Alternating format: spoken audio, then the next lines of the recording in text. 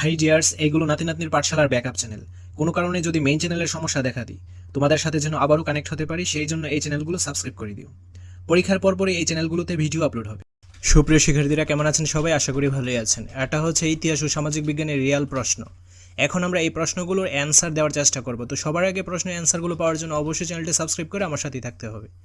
ষান্মাসিক সামষ্টিক মূল্যায়ন 2024, ইতিহাস ও সামাজিক বিজ্ঞান, ষষ্ঠ শ্রেণী। মূল্যায়ন প্রজেক্টের নাম দায়িত্বশীল ভূমিকায় আমি। তো আমরা কাজ এক দেখব। চলো সহপাঠীকে জানি। প্রশ্নমালা তৈরি।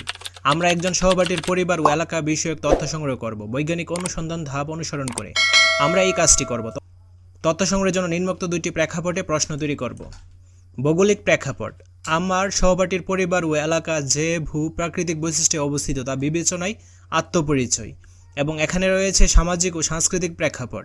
আমার সহপাঠীর পরিবারের মানুষের ভাষা, সংস্কৃতি, পোশাক, রীতিনীতি, পেশা ইত্যাদি।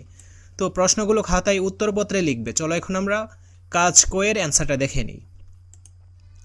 ভৌগোলিক প্রেক্ষাপট। আমার সহপাঠীর সমতল ভূমিতে বসবাস করে।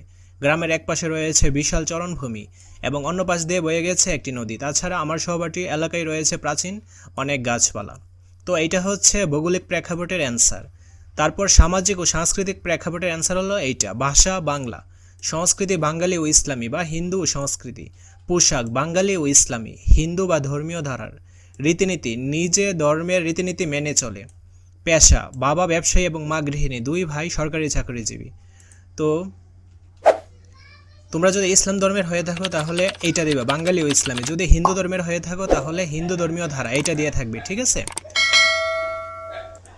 কাজ ক্ষয়ের অ্যান্সারটা পাওয়ার জন্য অবশ্যই চ্যানেলটি সাবস্ক্রাইব করে আমার সাথেই থাকতে হবে। ধন্যবাদ সবাইকে।